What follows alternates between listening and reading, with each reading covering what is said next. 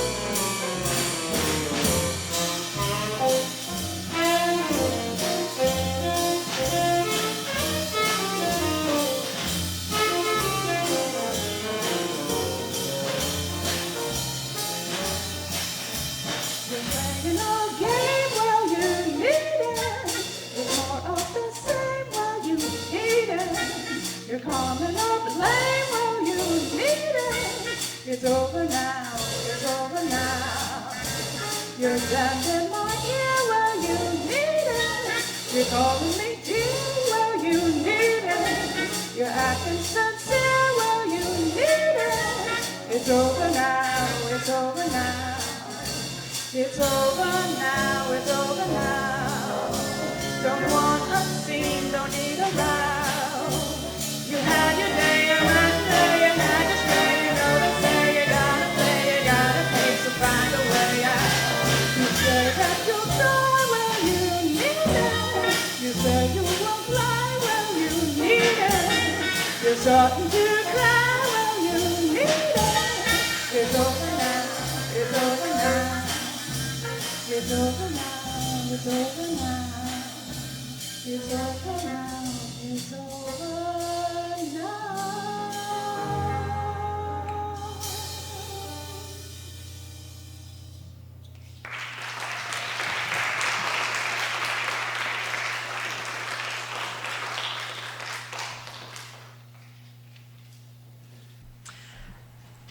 As we begin, we would like to acknowledge that this service is being held by a community that gathers on the stolen traditional lands of the Massachusetts, Nipmuc, Pawtucket, and Wampanoag people. We pay respect to those indigenous peoples who lost their lives in the colonization of this land and recognize that these indigenous tribes are still today facing violations of sovereignty, territory, and water. We also give thanks for the earth we walk upon, the waters, the life-giving plants, and all the earth's creatures, as well as the winds, sun, moon, and stars. We recognize that this is just a first step in moving forward towards right relationship with Native peoples and the healing of the earth.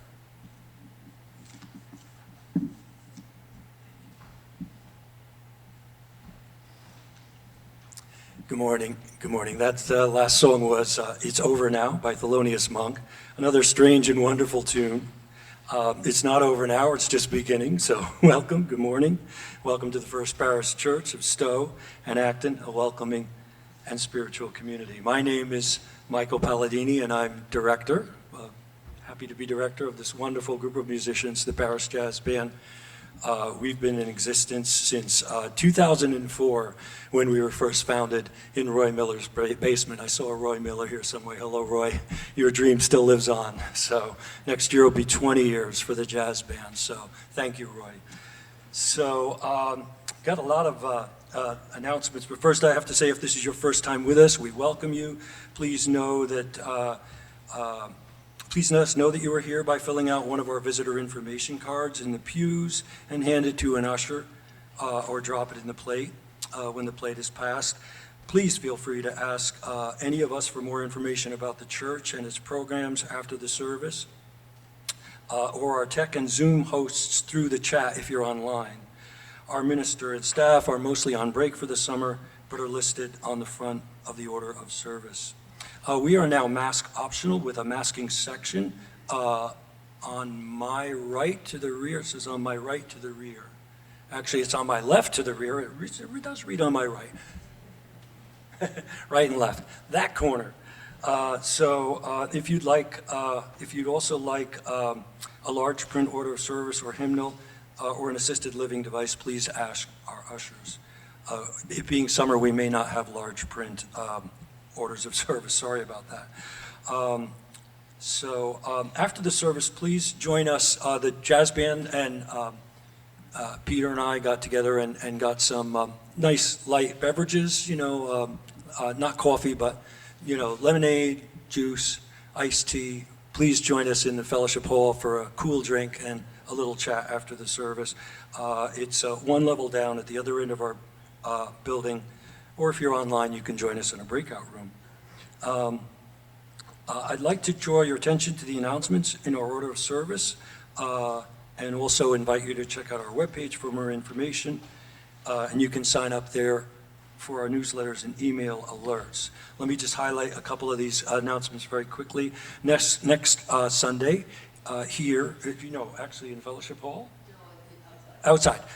Next Sunday outside, Susan Avery, to my left, she really is to my left, we'll be doing a blessing of the animals. You can bring your pet, and they'll do a blessing of the animals. That's next Sunday. And the Sunday after that is the 20th annual joint summer service led by our own minister, Reverend Dr. Cindy Landrum. So, and that's a joint service with other local UU parishes. I also want to take a moment to thank everybody who makes all of this happen. Ingrid Holcomb is helping as a Zoom helper. Hector's over there helping with technology. We've got Lisa Ryden and June McKnight as our ushers this morning. Thank you all. It's really something to see how this all comes together and all the work that people do. He had a moment this morning, and Nick, we're really happy to have, I want to introduce the newest member, Nick Bundy, on tenor saxophone. Nick, we're happy to have you, and your playing is wonderful, so don't worry about this morning, please.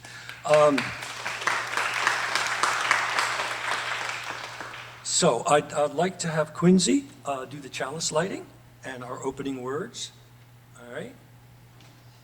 She makes her way through the maze of chords. Thank you, Jim, for lighting the chalice.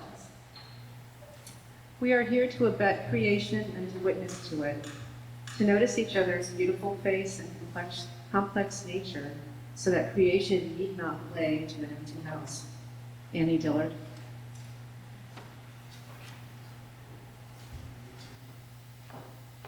We're going to have to remember to turn this on and off. We've been told to turn it off between things. And thank you for lighting the candle. Looks good. It's going strong. I'd like to invite Lindsay up to read our first reading, a poem by Gregory Orr. Lindsay? This reading is called Untitled, and it's This Is What Was Bequeathed Us by Gregory Orr in 1947. This is what was bequeathed us. This earth the beloved left and, leaving, left to us. No other world but this one, willows and the river and the factory with its black smokestacks. No other shore, only this bank on which the living gather. No meaning but what we find here. No purpose but what we make. That and the beloved's clear instructions turn me into song, sing me awake.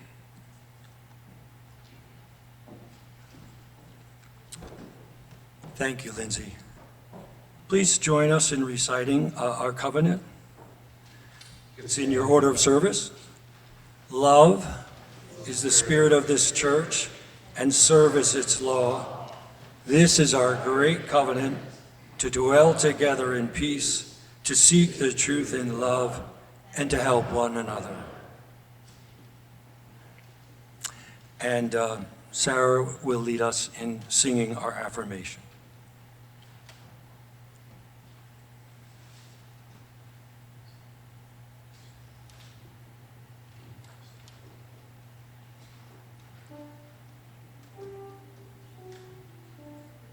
Just got to get our opening notes.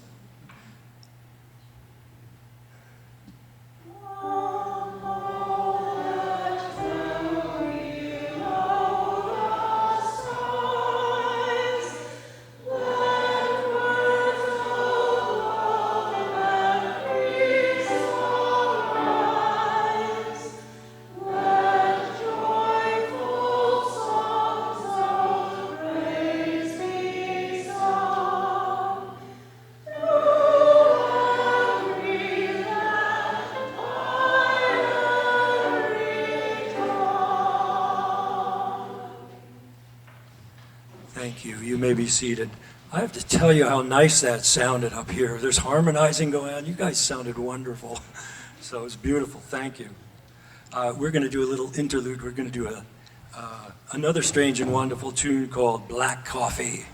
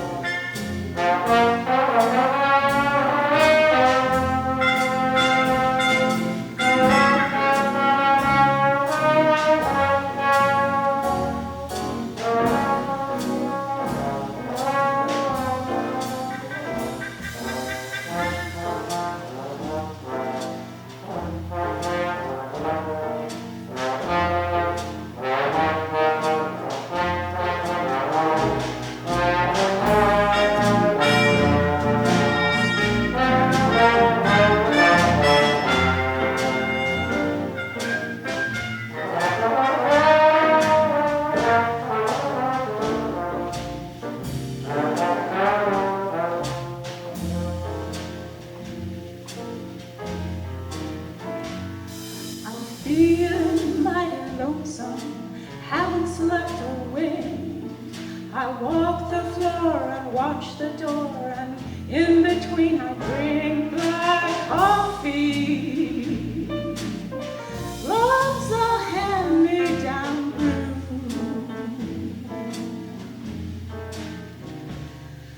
I'll never know a Sunday in this weekday room.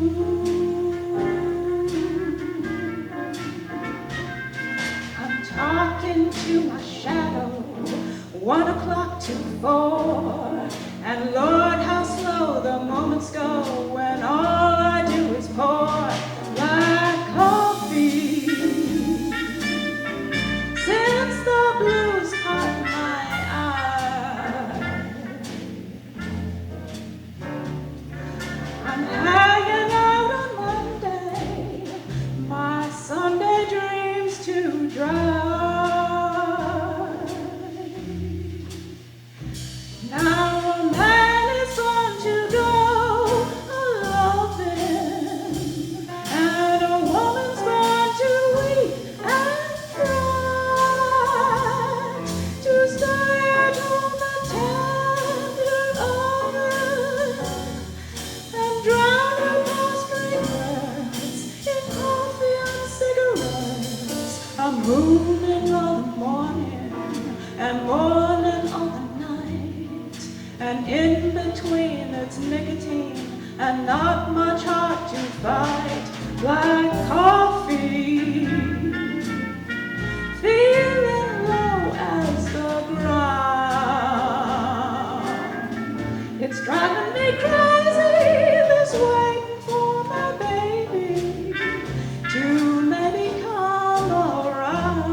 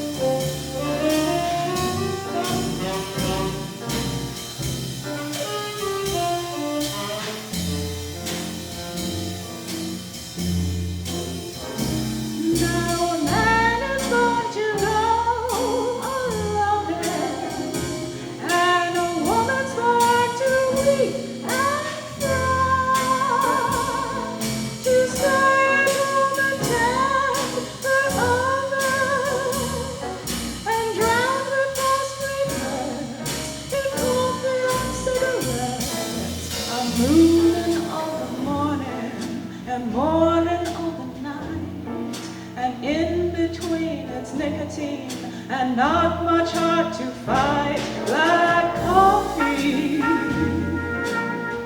Feeling low as the ground. It's driving me crazy, this waiting for my baby to maybe come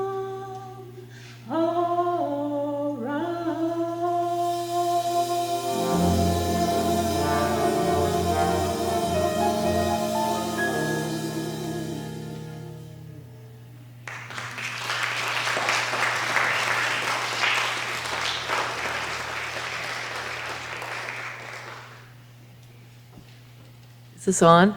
It is. Now is the time in our service when we invite you to share your joys and sorrows. As our lives unfold through the summer season, there are moments of happiness and gratitude that call out to be shared.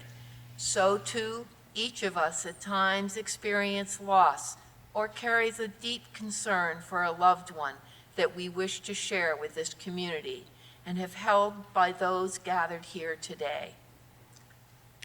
We'll start in the sanctuary, and please say your name and share briefly your joy or personal concern or sorrow with the usher will bring around the microphone. We pause for a last moment to honor all those joys and sorrows that have been shared and those that are in our hearts and remain unspoken.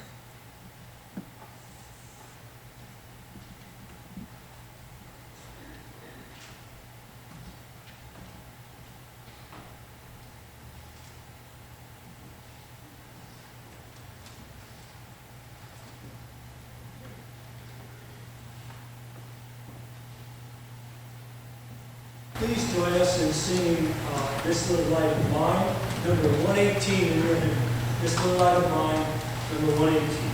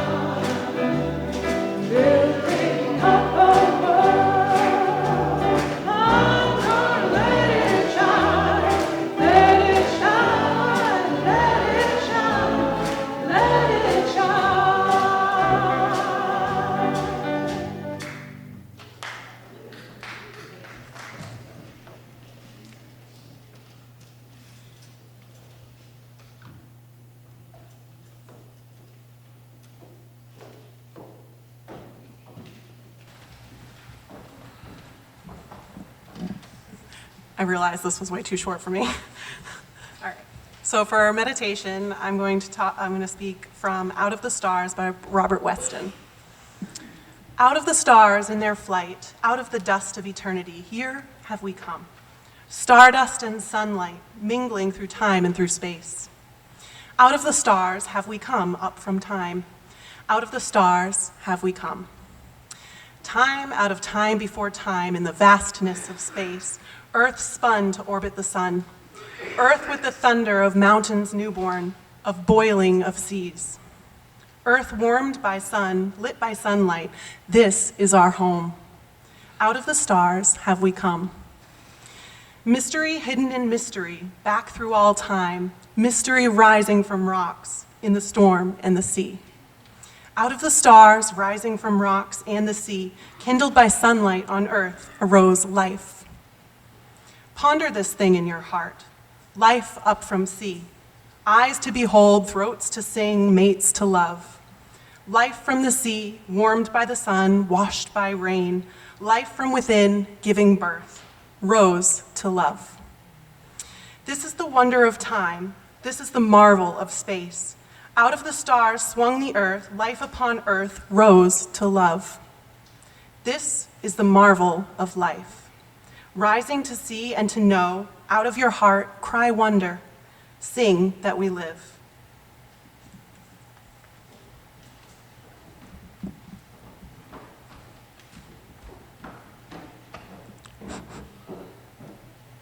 Thank you, Lindsay.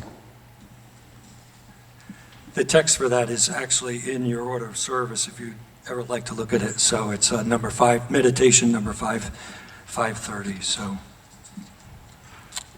now is the time when we share our gifts with this community, and we appreciate your generosity. I wanted to point out that in July and August this summer, we are sharing our weekly offering with 2 organizations, Horizons at LMS and Libros para Todos. Ways to donate to FPC are listed on the reverse of this program. First Parish thanks you for your generosity. The morning's offering will now be gratefully received while we play Stanley Turrentine's Sugar.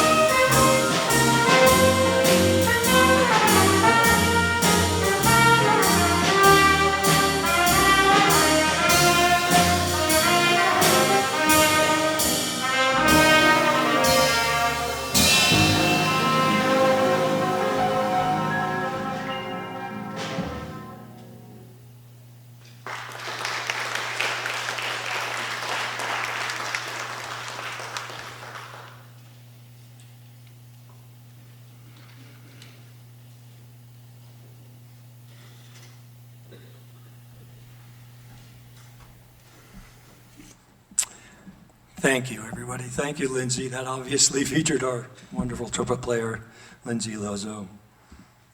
Stanley Turrentine's Sugar. So, folks, it's 10 of 11. Do I have your permission to do a pretty long sermon? It's about 22 minutes. I really tried to cut it, honestly. I had so much to tell you. And I cut like 5 or 6 minutes from the original draft, and it's still coming in at a whopping 22 minutes. So we're going to lose half the people online. They're going to turn off their computers. I do hope you find it worthwhile. We're going to talk about flavors and nuclear fusion. We're going to talk about Einstein and miracles and the color green. We're going to talk about photons and electrons and neutrinos. Oh my. Univa, vamos. Let's go. My homily this morning is a bit of a science lesson.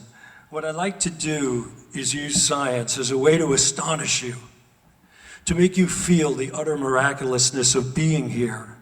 As it happens, we don't see the world as it is at all. But even a passing acquaintance with the world as it is staggers the mind. I find as I grow old that life and reality seem more and more strange. Why might this be?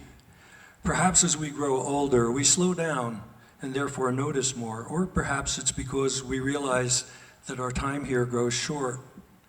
In any case, I wanted to share my experience with you, and I thought one way to do that would be through science.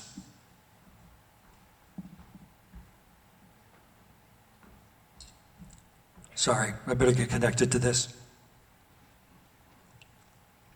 My talk has 3 parts. 3 paths into the strange and wonderful, what we're made of, what we see, and where we are. It's a dizzying, amazing journey from nothingness to the infinite. I can almost guarantee that you will hear something today, something that you connect to, that will blow your mind. Let's start with the very small. Every second, 100 trillion neutrinos, particles, far smaller than even an electron and a byproduct of the nuclear fusion that goes on in stars, pass through your body. Not only do they pass through your body, they pass through the entire Earth in that same second. And they do so without interacting, without bumping into anything else. Hold that thought. At the end of a sentence on this page before me is a period made of a tiny bit of ink. That bit of ink contains about 500 billion protons inside the ink molecules. How much ink would you need to weigh as much as the whole Earth? And how many protons would that be?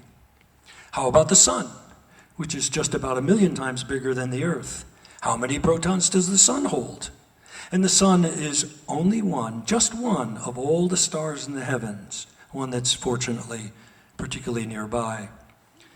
Let's do with molecules what we just did with protons. Take, for example, 2 grams of hydrogen gas. 2 grams, a little bit. One of the simplest molecules comprised of 2 hydrogen atoms, or H2. Those 2 grams of hydrogen gas contain 6 times 10 to the 23 molecules. How big a number is that exactly? Well, it's the number of popcorn kernels needed to cover the entire US to a depth of 9 miles. If you prefer to use a bigger object for the analogy, it's the number of soda cans, evenly stacked, that you'd need to cover the entire surface of the Earth to a depth of 200 miles. Let's examine a single hydrogen atom, the simplest one there is, and the first element in the periodic table. It's a proton and an electron. I once read somewhere that if you enlarged that atom to the point where the proton was about the size of a basketball, its electron, which would be smaller than the head of a pin, would be about 3,000 miles away. The inescapable truth is that not only are atoms infinitesimally small, remember those 500 billion protons in a dot of ink, but that each of them is mostly empty space. And we're not just talking about hydrogen. All atoms are like this. A nucleus, lots of empty space, and electrons. We know that the protons sit at the center and the electrons go around it, staying with the protons, because the momentum that makes the electrons want to fly off is exactly counterbalanced by the fact that both kinds of particles are oppositely charged and inexorably attracted. But this is a bit misleading. Physicists talk about the electrons orbiting the protons as more like an electron cloud or an electron shell. This is because it's fair to say that the electrons are not so much going around the protons as that they surround them. Electrons within their orbitals are, in effect, everywhere at once around the atomic nucleus. The physicist Heisenberg, when once asked how one could envision an atom, replied, "Don't even try." Why the shell metaphor then, as in the electron shell? Well, think of it like a force field a la Star Trek. Remember that proton that we blew up to the size of a basketball? Well, with all that space inside of every atom, by rights, when you sit on a chair, you ought to fall right through it. All components of the atoms of your body passing through all the space within the atoms of the chair, like those marvelous pictures we've all seen of two huge spiral galaxies passing right through each other in outer space with none of their stars touching. In fact, you ought to continue falling right through the entire Earth. Why don't you? Well, those electron shells, the electrons surrounding the atomic nuclei, all have the same charge, and like charges repel. The electrons on the outside of the atoms are so mutually repulsive that they prevent you from falling right through the chair and the Earth, which, like you, are mostly empty space. Parenthetically, remember those nearly massless neutrinos that don't have any charge at all, passing through the entire Earth every second and almost never colliding with anything. In fact, are you ready for this? You don't actually sit on the chair. You sit above it. Electrons are so mutually repulsive that when you sit on a chair, you're actually levitating above it at a height of 1 angstrom. That's 100 millionth of a centimeter. Your electrons and its electrons implacably opposed to any closer intimacy. Let's return to hydrogen, remembering that proton in each atom's nucleus. Put two protons next to each other, and they would also be mutually repulsive because they also have the same charge. Inside the sun, the force of gravity squishes those hydrogen nuclei together in a miraculous process called nuclear fusion, overcoming their mutual repulsion. Here's what happens. Deep inside the sun, at its core, the force of a simply staggering amount of gravity fuses pairs of hydrogen atoms into helium. Two hydrogens form one helium, right? Now, you'd think that the helium would weigh twice as much as one hydrogen, but it doesn't. A helium atom weighs 99.3% of two separate hydrogens, of which they're made. That is, 0.007 of its mass disappears. What happens to those 7 1,000ths of the total mass? It's converted into pure energy, light and heat. The formula for this is one you've all heard of. E equals mc squared. The energy released, E, is equal to that tiny little bit of lost mass, m, times an absolutely enormous number, c being the speed of light, squared. That is the speed of light times the speed of light. The speed of light is 186,000 miles per second.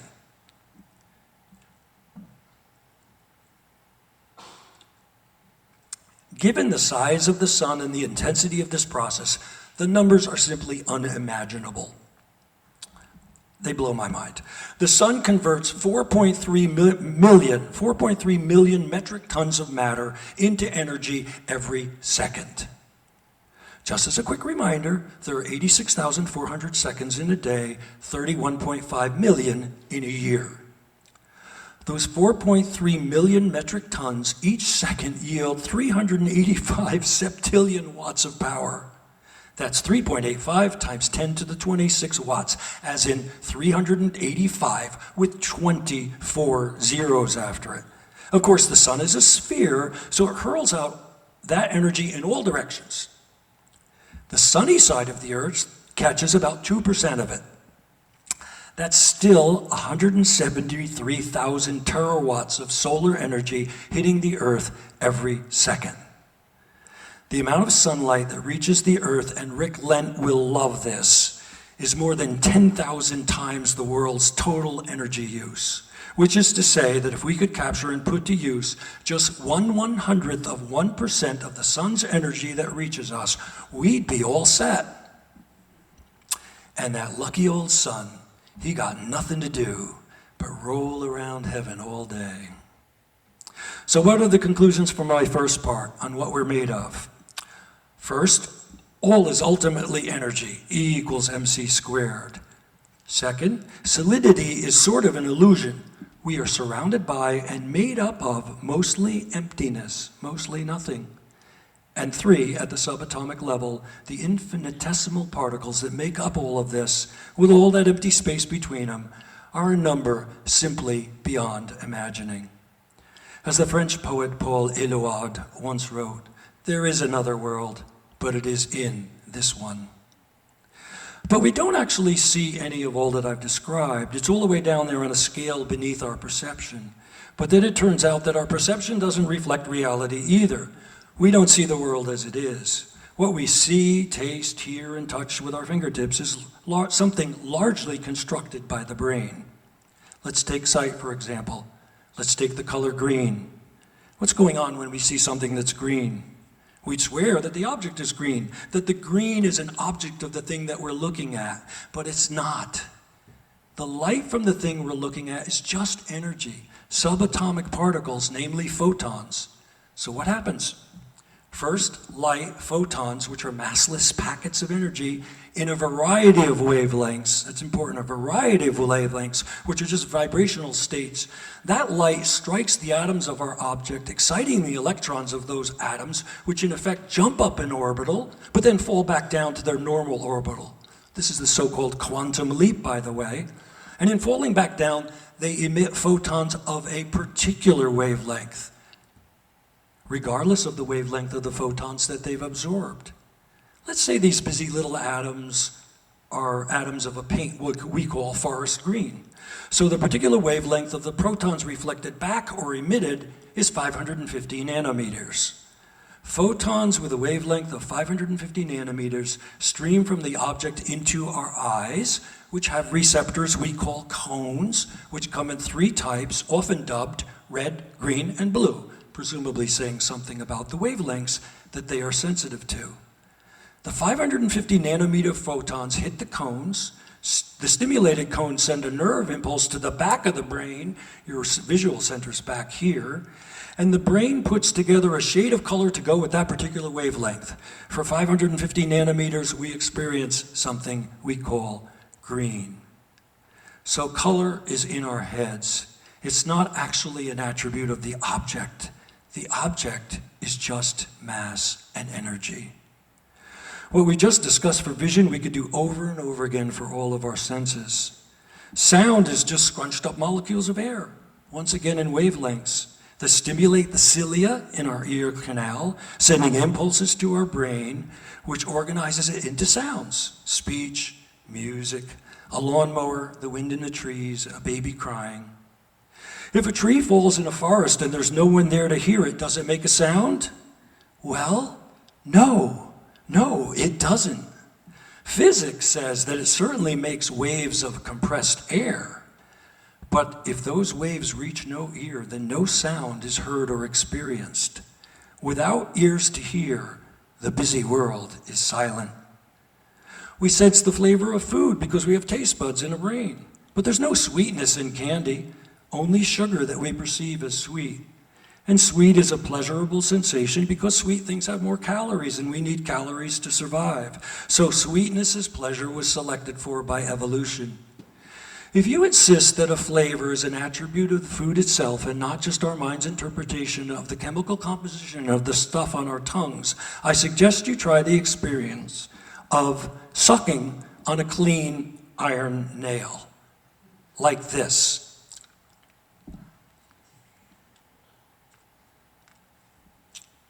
You will find that it tastes metallic. There is no earthly reason for a nail to carry a flavor, but we experience one in tasting it.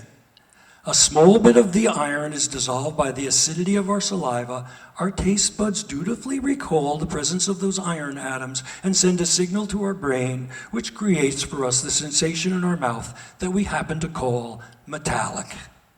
Having a sense of taste in a creature that eats and needs to eat a wide variety of food has huge survival value.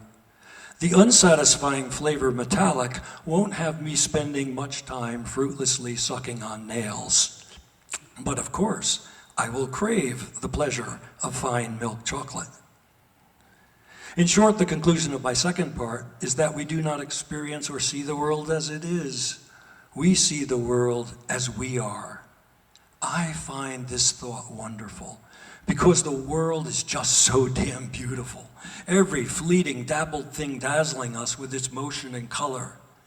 The silver coin spangling of sunlight on wind-rippled waves. A healthy tree in summer where you notice its leaves display 1,000 shades of green.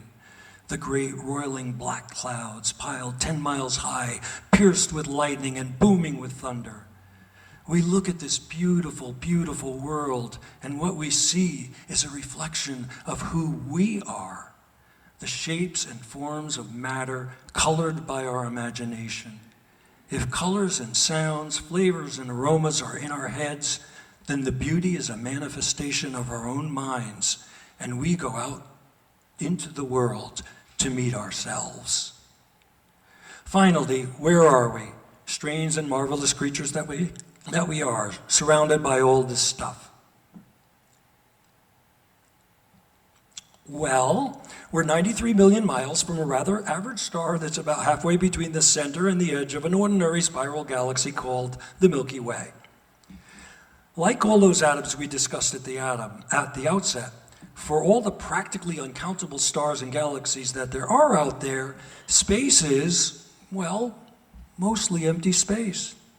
If you shrunk the Earth to a size of a pea, the nearest star, other than our own sun, would be 10,000 miles away. The key phrase there is nearest star. Its name, by the way, is Proxima Centauri. The Milky Way has about 100 billion stars, which is certainly an enormous number. But it's also about 100,000 light years across. So there's a vast amount of space to put all those stars into. Thus, as dense with stars as the Milky Way seems to be in those photos we've all seen, it is mostly empty space. The problem with grasping this concept is that a light year, the distance light travels in a year, as a measure of length, is just so hard to wrap our minds around. So let's break it down. One light day, the distance light will travel in 24 hours, is 16.1 billion miles. So, to get the width of the Milky Way, multiply that 16 billion miles distance by 365, that is a light year, about 5.8 trillion miles, and then again by 100,000. Now you can understand how our galaxy can easily fit in 100 billion stars. But that's just our galaxy. Galaxies are sometimes separated by millions of light years. In fact, the farthest galaxy we've ever seen, dubbed HD1, is 13.5 billion light years away. There are an estimated 2 trillion galaxies in the universe. The Milky Way, our own galaxy, is a very average one, so we can multiply the number of galaxies by the 100 billion or so stars in our own to get a rough idea of the number of stars out there. The answer is astounding. There are about 200 billion trillion stars in the universe. That is to say, 200 sextillion. That's a 2 with 23 zeros after it. The universe is vastly vaster than anyone can imagine. I see some people out there holding their heads. I think I'm making your heads hurt. And so the takeaway from the third part of my talk this morning is, or ought to be, ultimate humility. We are vanishingly small, far beneath a rounding error in the cosmic scheme of things. I think of the lines from Emily Dickinson, "I'm nobody. Who are you? Are you nobody too?" Everything I've talked about this morning inspires in me a sense of mystical wonder. As Blaise Pascal said, we are equally incapable of seeing the nothingness from which we emerge and the infinity in which we are engulfed. We are both made from nothing and amount to nothing. Overwhelmed by nothingness, both nothingness and infinity, I find, as I grow older, that I feel that mystical sense more often. I want several times each day just to fall down on the floor laughing or weeping, I don't know which. I resist this impulse. Yielding to it would make it kind of hard to function. But if everyone could be in better touch with this, if we could live in a state of wonder, humility, and gratitude, we might just stop killing each other. I want to say to Vladimir Putin, look, Vlad, you dumb shit, there's no point in being the king of nothing. The ordinary is extraordinary. But alas, most of us see only the ordinary. The whole thing is so fantastic, and our brains just aren't wired to understand it at all. Wait, what? This is our world? Yes, it is. There are two ways to live your life, Einstein said. One is though nothing is a miracle. The other is though everything is a miracle. It should be pretty clear which camp I'm in. The miraculousness will typically sweep over me a few times a day. Maybe all those neutrinos just messing with my mind. I'll have a moment while sharpening a pencil, biting into an apple, doing the dishes. In fact, it happens with amazing frequency while I'm washing dishes. I imagine the bubbles are galaxies, their atoms the trillions upon trillions of stars. I fall into those infinite bottomless depths, and my heart sings, I'm here, I'm witnessing this, whatever this is. And this witnessing is only for the briefest moment in the vastness of eternity, the moment we call a human lifetime. The science says, feel the miracle of being, or as the essayist James Barker recently wrote, there's an everlasting Valentine at the nucleus of creation, and it's got your name on it. Thank you.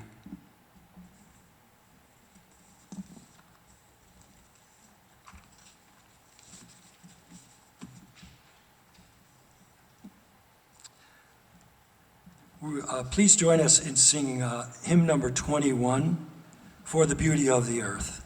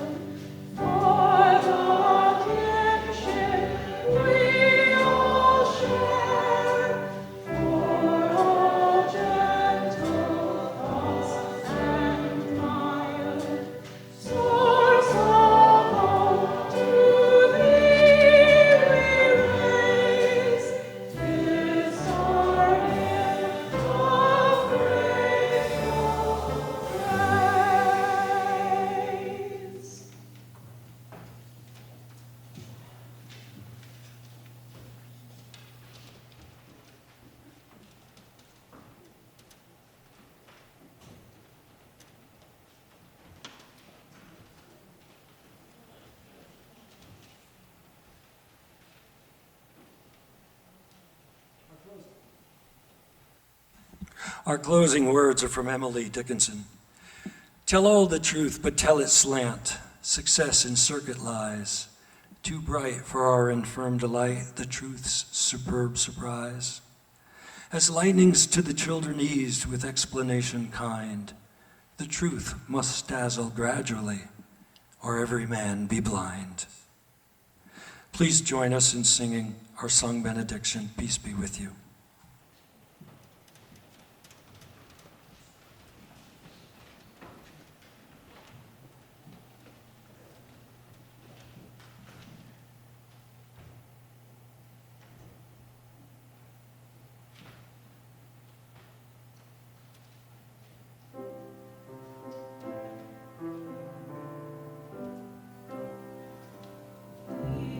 Be with you till we meet again.